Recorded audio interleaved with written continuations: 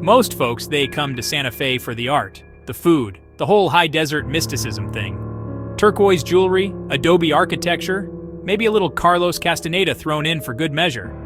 But me, I'm drawn to the underbelly, the places where the paint's chipped and the shadows run deep. Every town's got its secrets, its corners where the cops tread lightly, if at all.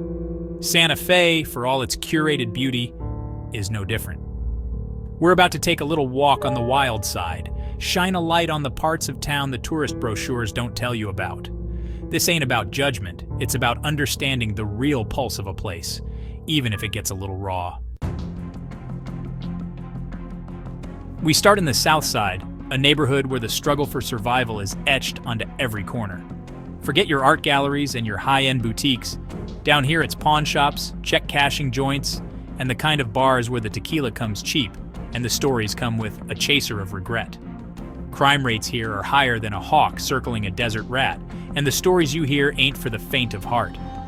A couple of years back, there was a string of home invasions that had folks sleeping with one eye open and a shotgun under the bed. Then there was that whole mess with the drug cartel moving in, turning the place into a battleground. The cops, they do what they can, but it's like trying to put out a wildfire with a garden hose. Next up, we head over to Airport Road, a stretch of asphalt that's home to more than just your average travelers. This is where the city's underbelly spills out onto the open road, a place where gang activity simmers beneath the surface like a pot on the verge of boiling over. You see it in the tags sprayed on the overpasses, the wary glances exchanged in the parking lots, the feeling that trouble is always just a wrong turn away. The cops? Let's just say they're spread thinner than a Navajo blanket in a blizzard out here. Now, if you're looking for a place where the shadows themselves seem to hold their breath, look no further than Cerro Gordo Road. This ain't your romantic, moonlit stroll kind of darkness. This is the kind that gets under your skin, makes you question every creak and groan in the night. It's the isolation, you see. Out here, you're on your own. The streetlights are few and far between, and the houses are set back from the road, hidden behind walls and fences like they're trying to disappear from the world.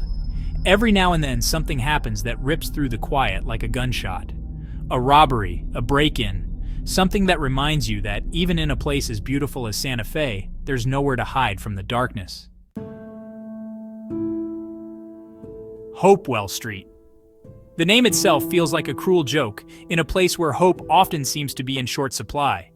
This is a street that's seen its share of hard times, a place where the scars of addiction and despair are etched onto the faces of the people you pass on the sidewalk.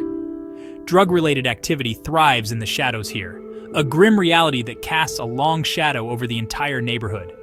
You see it in the vacant stares of the addicts, the furtive exchanges on street corners, the sense that everyone is just one bad decision away from falling apart.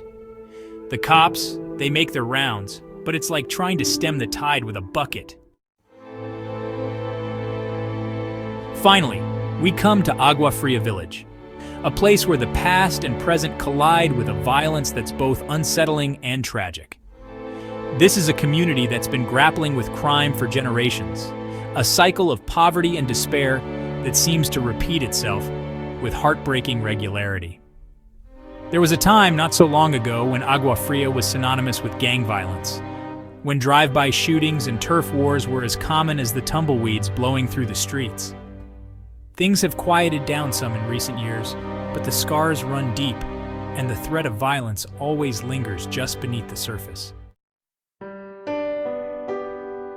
So there you have it, a glimpse into the heart of darkness that beats beneath the surface of Santa Fe. These aren't the stories you'll find in your travel brochures, but they're as much a part of the city's fabric as the art and the history. It's easy to be seduced by the beauty, to get lost in the romance of the high desert. But to truly know a place, you have to be willing to look into its shadows, to confront the parts of its personality that it would rather keep hidden.